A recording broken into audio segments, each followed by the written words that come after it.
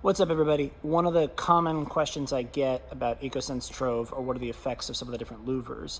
So I'm going to shoot a couple of examples up here against this white wall and give you some examples of what we recommend and what we don't recommend when it comes to using louvers and Ecosense Trov.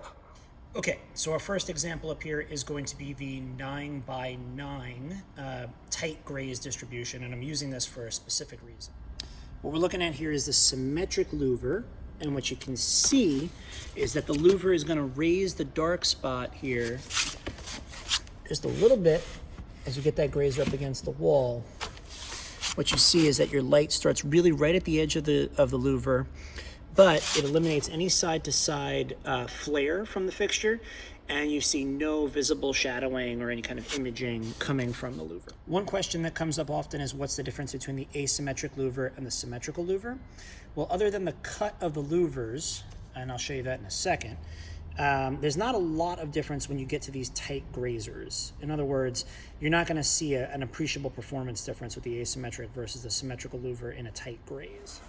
Just to give you a close-up of this, you can actually see what the purpose of the asymmetric is. This was really developed when Trov was released with an asymmetric pattern.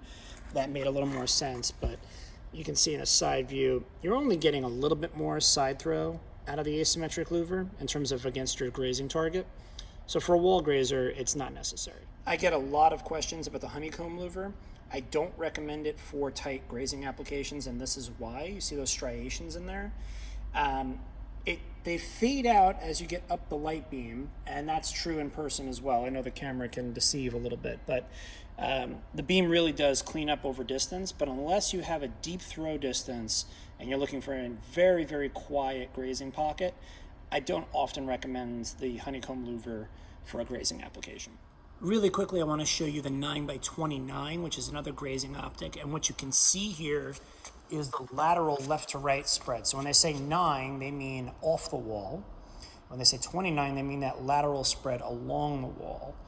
And the idea here is that you get a little more blending from fixture to fixture with something like a 9x29, which is what you're looking at right now. So the next logical question is, what does a louver do to this? So I'm putting the symmetric louver in here, tight against the wall.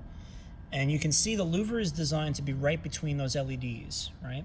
So really, until you get to the end, you're not going to get a sharp cutoff. That's what the louver is going to do. It really does stay pretty clean, maintains most of that lateral spread, but you do get a little cutoff toward the left and the right of the fixture. But as you come along the fixture, it does quiet down quite a bit when you use the louver. The last thing I'm going to show here is the 40x60 distribution, which is what you're looking at right now. As you can see, the camera does a lot of correcting here, but it's much quieter as you get up the wall versus its grazing friends here, right? Bright spot down by the wall and then softer. There's a reason why Ecosense, this is a question I get all the time, why is a louver not recommended for anything above 15 degrees? I'm about to show you why.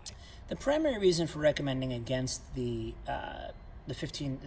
symmetrical louver is because it does create some multiple shadow lines. It's a little hard to tell in camera, but as you get close to this, you'll start to see these peek out, and then the ends of the beam, you can sort of see where these striations show up.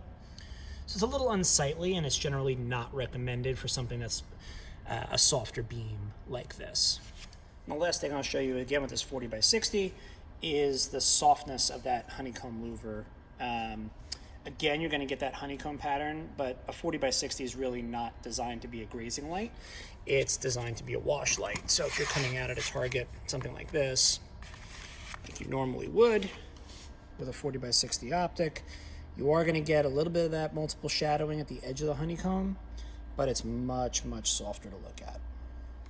All right, the last things I'll say about the louvers for Ecosense are that they're always ordered in 1-foot increments, even if you're using 4-foot fixtures. So you're going to get 4 separate louvers that snap into place. They are field changeable and field installable, but they do add height to the fixture. So it is a design element that should be thought of ahead of time. But if you decide you want to swap out the style of louver or change your setup in the field, it's certainly possible. The other thing that often gets asked is, can these be combined with the frosted lens? It can be done, but it's really meant to be one snap-on accessory, one or the other. I hope this was helpful, and let me know if there's any other questions.